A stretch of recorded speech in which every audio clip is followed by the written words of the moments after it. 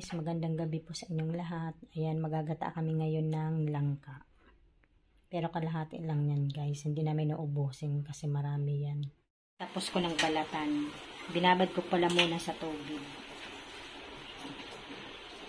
Ayan, kalahati lang yung niluto ko. Ito pala ang isasahog ko guys. Ayan guys, nilagay na pala namin yung bawang sa sibuyas. Pati asin, pinagsabay-sabay na. Yung pinakaunang gata na pala ito, wala ng pangalawa, hindi na kami naglagay. Ayan guys, lagay na natin yung Knorr cubes. Haluin muna natin. Ayan, lagay na natin yung langka.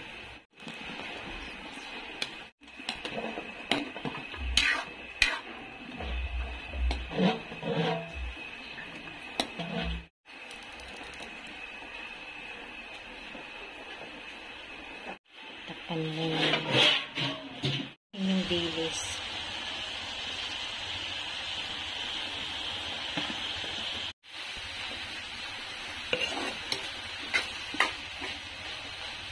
Ayan guys, hanggang dito na lamang. Maraming salamat po sa inyong lahat sa panonood sa aming channel. God bless everyone. Bye.